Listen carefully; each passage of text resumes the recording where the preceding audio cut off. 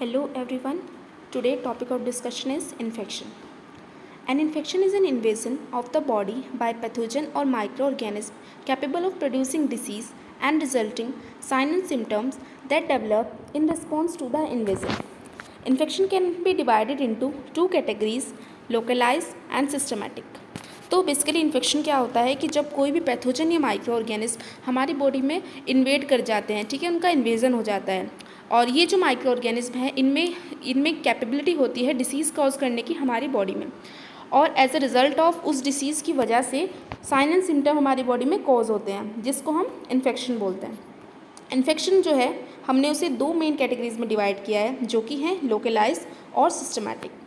A localized infection is limited to small area.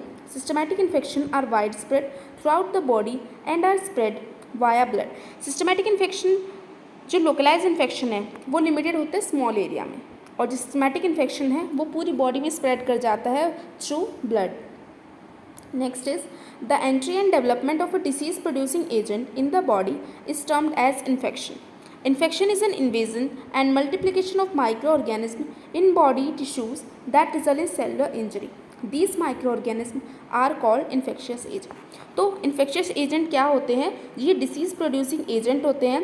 इनकी entry या फिर डेवलपमेंट होना हमारी बॉडी में, ये जो है सेलुलर इंजरी हमारी बॉडी में कॉज करा सकते हैं, इसलिए इन्हें हम इन्फेक्शियस एजेंट कह रहे हैं। Infectious agent that are capable of being transmitted to a client by direct और इनडायरेक्ट कॉन्टैक्ट। जो इन्फेक्शियस एजेंट हैं ये किसी भी तरह से हमारी बॉडी में ट्रांसमिट हो सकते हैं, may be through direct contact और थ्रू इनडायरेक्ट कॉन्टैक्ट, जिसमें से थ्रू अ व्हीकल, ये एक वेक्टर की हेल्प से भी हमारी बॉडी में ट्रांसमिट हो सकते हैं, या किसी एक पर्सन से दूसरे पर्सन में ट्रांसमिट हो सकते हैं, और एयरबोर्न रूट से भी।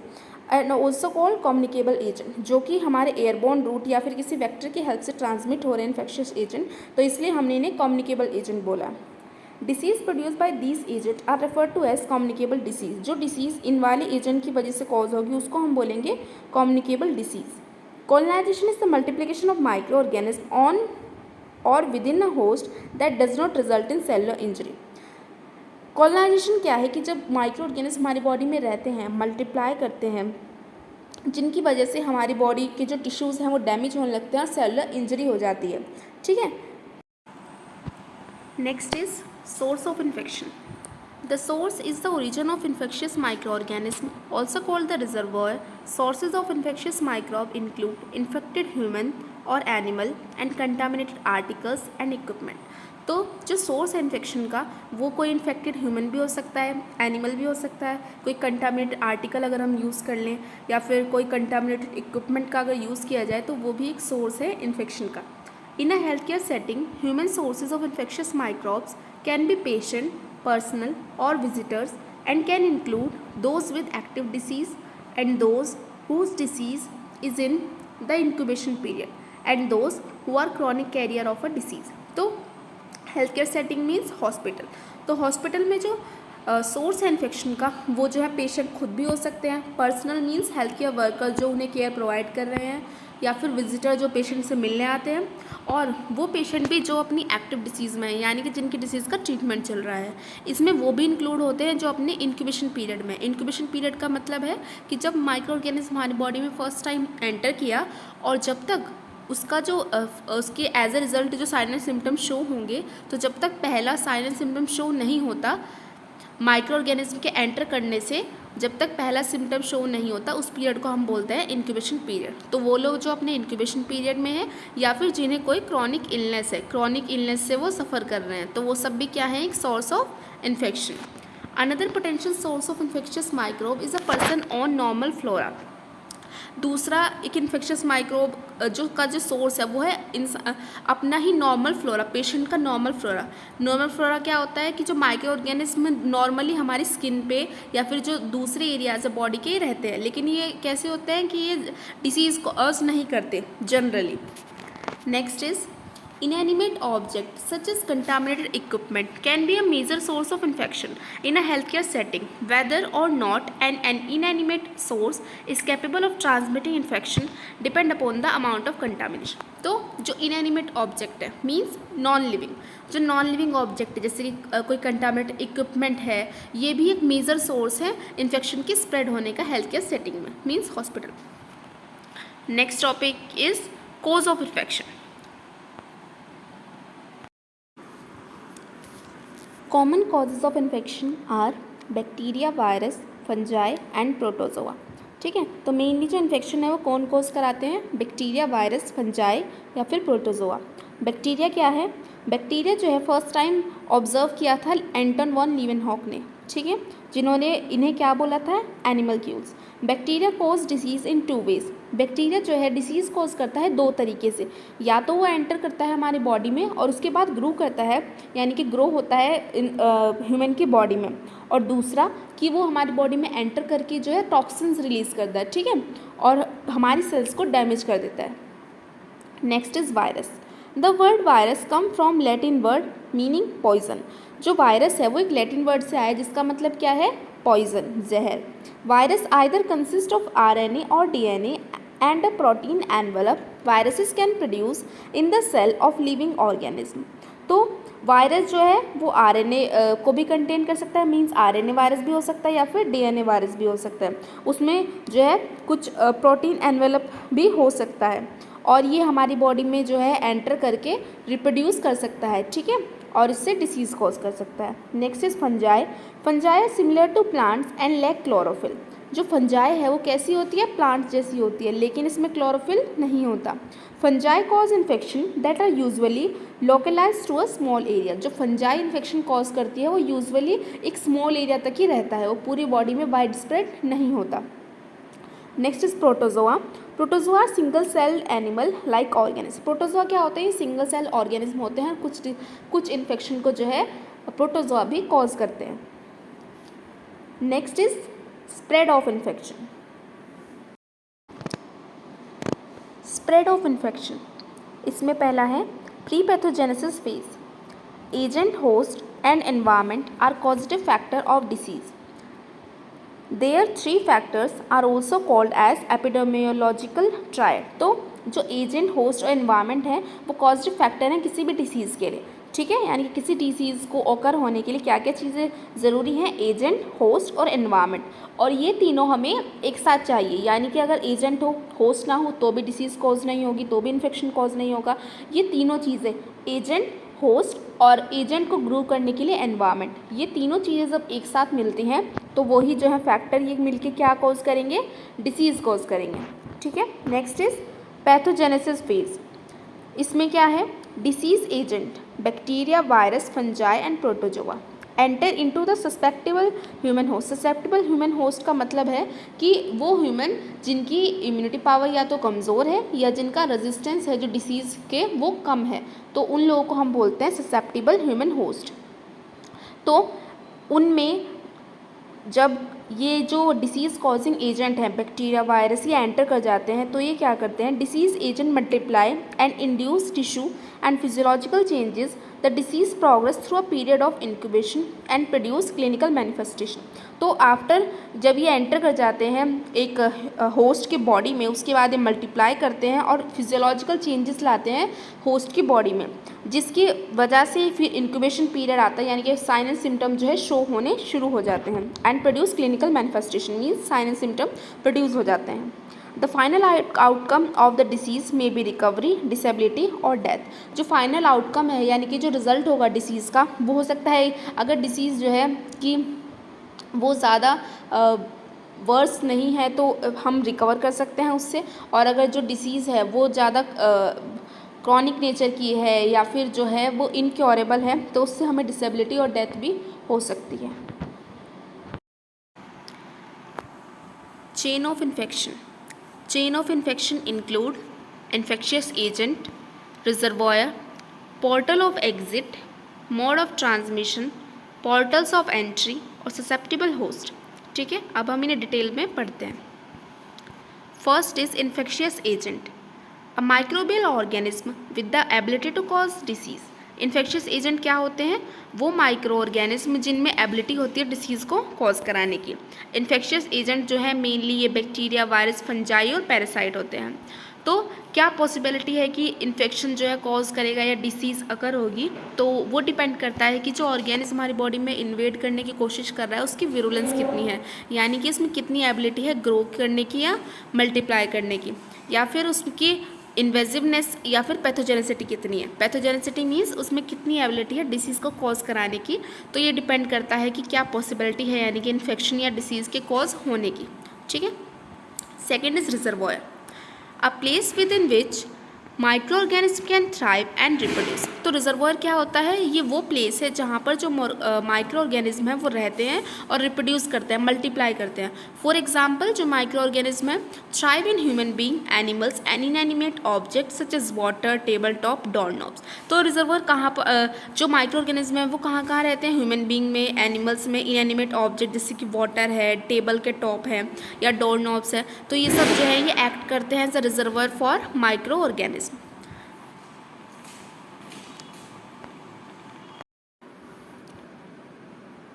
Third is portal of exit, a place of exit providing a way for a microorganism to leave the reservoir. For example, the microorganism may leave the reservoir through the nose or mouth when someone sneezes or cough. Microorganisms carried away from the body by feces may also leave the reservoir of an infected bowel. तो portal of exit क्या है?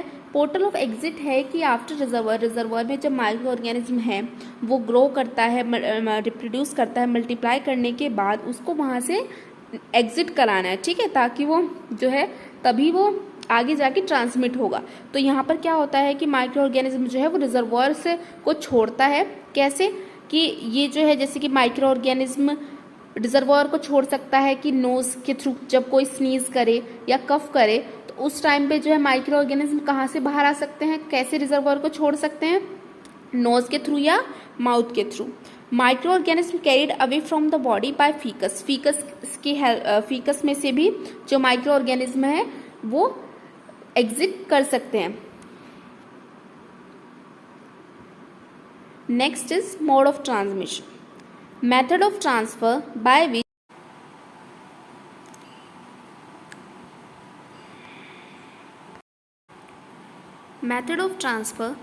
which the organism moves or is carried from one place to another. The hands of the healthcare workers may carry bacteria from one person to another. तो mode of transmission क्या है कि किस तरीके से, किस तरह से माइक्रो ऑर्गेनिज्म जो है वो ट्रांसफ़र हो रहे हैं एक प्लेस से दूसरे प्लेस में। तो जो माइक्रो ऑर्गेनिज्म है वो कैसे स्प्रेड हो सकते हैं? जो बैक्टीरिया है वो हेल्थ केयर वर्कर्स के हैंड से भी। ठीक है, अगर उनके हैंड जो है वो कंटामिनेटेड है तो एक पर्सन से दूसरे पर्सन में जो बैक्टीरिया है वो ईजिली ट्रांसफ़र हो सकता है। इन्फेक्शन में भी ट्रांसमिटेड फ्रॉम रिजर्वॉयर और source of infection to a susceptible individual in different ways depending upon infectious agent, portal of entry and local ecological condition. तो जो रिजर्वॉयर है, सोर्स ऑफ इन्फेक्शन है, ठीक है, ये भी जो है डिसीज़ कॉज करा सकते हैं, इन्फेक्शन स्प्रेड करा सकते हैं किसमें? ससेप्टेबल इंडिविजुअल में। ये डिपेंड करता है कि वो जो एजेंट है वो कितना इन्फेक्शियस है और पोर्टल ऑफ एंट्री और इकोलॉजिकल कंडीशंस पे। तो फर्स्ट इज़ डायरेक्ट ट्रांसमिशन। तो अगर डायरेक्ट ट्रांसमिशन हो रहा है डिसीज़ का, माइक्रो ऑर्गेनिज्म का, तो वो कैसे होगा? Direct contact. ठीक है, through direct contact, droplet infection, contact with the soil, inoculation into skin और म्यूकोसा। ठीक है, अगर डायरेक्ट एंट्री हो जाए, इनाकुलेशन हो जाए स्किन में या म्यूकोसा में, या फिर ट्रांसप्लेसेंटल। ठीक है, प्लेसेंटा के थ्रू जो है अगर जो इन्फेक्शन है वो स्प्रेड हो रहा है। B indirect transmission. ठीक है, अगर इनडायरेक्ट ट्रांसमिशन है तो वो किस तरीके से होगा? व्हीकल बॉन्ड भी हो सकता है और वेक्टर बॉन्ड भी हो सकता है। ठीक है। थर्ड इज एयरबॉर्न ट्रांसमिशन जो है वो कैसे होगा? वो या तो ड्रॉपलेट न्यूक्लियाई से होगा या फिर डस्ट से होगा। और D is fomite.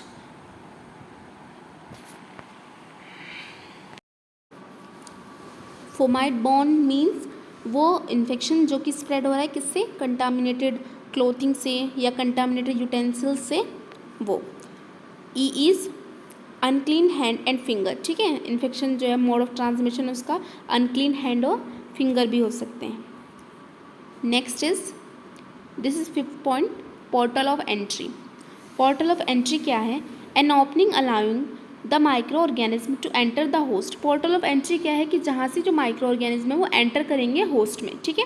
Portals include body orifice, mucous membrane और ब्रेक इन द स्किन। तो पोर्टल्स जो है कौन कौन से हैं, कौन कौन से जो है रास्ते हैं एक तरह से माइक्रो ऑर्गेनिज्म के बॉडी में एंटर करने के, वो है body orifice. Orifice means opening, ठीक है। ऑरिफेस का मतलब होता है ओपनिंग, तो कोई बॉडी ओपनिंग है, ठीक है, म्यूकस मैम्ब्रेन है या फिर ब्रेक है स्किन में, ये सब जो है पोर्टल ऑफ एंट्री है माइक्रो ऑर्गेनिज्म के लिए। Portal also result from tubes placed in body cavity such as urinary catheter और from punctures produced by invasive procedure such as intravenous fluid replacement. तो अगर हम कोई जो है कोई ट्यूबिंग इंसर्ट करते हैं पेशेंट में, तो वो भी जो है एक सोर्स है, एक पोर्टल ऑफ एंट्री है, किसके लिए? माइक्रो ऑर्गेनिज्म के लिए। Pathogen gain entry into the body in different veg, ठीक है। किस किस तरीके से जो माइक्रो ऑर्गेनिज्म है, जो पैथोजन्स हैं वो एंटर कर सकते हैं बॉडी में। फर्स्ट इज नेचुरल ऑरिफिस, ठीक है, जो नेचुरल ओपनिंग है, जैसे कि mouth, nose, vagina, urethra, ear और रेक्टम। आर्टिफिशियल ऑरिफिस, ठीक है, जो आर्टिफिशियली बनाए गए हैं, जैसे ट्रैकियोस्टोमी, इलियोस्टोमी और कोलेस्टोमी। ट्रैकियोस्टोमी मीन्स जो ट्रैकिया की ओपनिंग की गई है, इलियोस्टोमी मीन्स इलियम की जो स्टोमी की गई है, यानी कि इलियम से जो ओपनिंग की गई है, एंड कोलेस्टोमी यानी कि opening of colon. Next is mucous membrane which line most natural and artificial orifice. तो म्यूकस मैम्ब्रेन जो लाइन करती है जितने भी हमारे नेचुरल या फिर आर्टिफिशियल जो हमने खुद से ऑरिफिस क्रिएट किए हैं, उन सबको जो लाइन कर रही है, ये भी एक पोर्टल ऑफ एंट्री है। Next is skin breaks either as a result of accidental damage और डेलिब्रेट इंसीजन। तो अगर हम मतलब स्किन में कोई ब्रेक है, चाहे वो एक्सीडेंटल है, चाहे वो इंसीजन करके खुद बनाया गया है, for example in during surgeries, तो वो भी क्या है? पोर्टल ऑफ एंट्री है। किसके लिए? माइक्रो ऑर्गेनिज्म के लिए। माइक्रो ऑर्गेनिज्म इजीली उनसे होस्ट की बॉडी में एंटर कर सकते हैं और डिसीज कॉज कर सकते हैं। 6th is susceptible host. सो ये जो है ये लास्ट पार्ट है हमारा चेन ऑफ इन्फेक्शन का, ससेप्टिबल होस्ट। ससेप्टिबल होस्ट क्या है? A person who's can not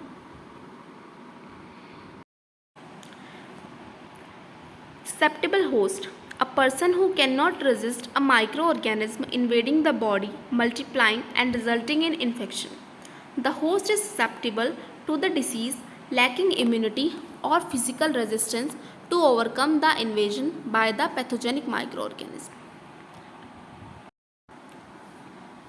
Susceptible host. Susceptible host वो पर्सन है जिसकी जो इम्यूनिटी पावर है वो वीक है, या फिर उसका जो रेजिस्टेंस है किसी भी डिसीज़ के लिए वो वीक है, ठीक है। ससेप्टिबल होस्ट वो पर्सन है जो माइक्रो ऑर्गेनिज्म को जो रेजिस्ट नहीं कर पा रहे, या उसकी बॉडी जो है वो रेजिस्ट नहीं कर रही है माइक्रो ऑर्गेनिज्म को, उनकी उस वजह से जो माइक्रो ऑर्गेनिज्म है वो इन्वेड कर रहे हैं बॉडी में, यानी कि एंटर कर रहे हैं बॉडी में और मल्टीप्लाई कर रहे हैं, और जिसकी एज अ रिजल्ट इन्फेक्शन जो है बॉडी में ससेप्टिबल होस्ट की कॉज हो रहा है। Next is course of infection. Stages of infection process are as follows. तो बेसिकली जो कोर्स ऑफ इन्फेक्शन है उसमें इन्फेक्शियस प्रोसेस की जो स्टेजेस हैं वो आती हैं। First is incubation period. Incubation period is a period between the entrance of pathogen into body and appearance of first symptom. जैसे कि मैंने पहले बताया कि इंक्यूबेशन पीरियड वो पीरियड है कि जब जो पैथोजन है वो एंटर करता है बॉडी में, और जब तक एज अ रिजल्ट उसका फर्स्ट जो सिम्टम है वो अपीयर नहीं होता, तो उस पीरियड को, उस टाइम फेज को हम बोलते हैं incubation period. Second is prodromal stage, interval from the onset of non specific sign and symptom to more specific symptom. Microorganisms grow and multiply and the client is more capable of spreading disease to other during this time. So prodromal stage कौन सी stage है कि जब ये वो interval है कि पहले जो सिम्टम्स थे वो नॉन स्पेसिफिक थे, वो इतने ज़्यादा जो है हाईलाइटिंग नहीं थे, उसके बाद जो सिम्टम्स हैं वो ज़्यादा स्पेसिफिक आने लगे, स्पेसिफिक डिसीज़ को जो है वो शो करने लगे, तो उस फेज़ को जो है हम प्रीड्रोमल स्टेज बोलते हैं। इसमें जो माइक्रो ऑर्गेनिज्म है वो क्लाइंट के बॉडी में क्या करते रहते हैं? ग्रो कर जाते हैं, मल्टीप्लाई हो चुके होते हैं, और इसमें जो होस्ट है या जो पर्सन है वो कैपेबल होता है डिसीज़ को कॉज कराने के लिए, एक स्प्रेड कराने के लिए एक पर्सन से दूसरे पर्सन में। Third is illness stage. Interval when the client manifests sign and symptom specific to the type of infection. हाँ, illness स्टेज वो स्टेज है जिसमें जो पर्सन है, जो क्लाइंट है, वो मैनिफेस्ट कर लेता है अपने साइन एंड सिम्टम्स को, और उसको जो है पता लग जाता है कि ये जो कॉज है या जो ये सिम्टम्स हैं ये किसके हैं, इन्फेक्शन के। उस स्टेज को हम बोलते हैं illness stage. Next is control of infection. ठीक है, तो यानी कि हम इन्फेक्शन को कंट्रोल कैसे करें।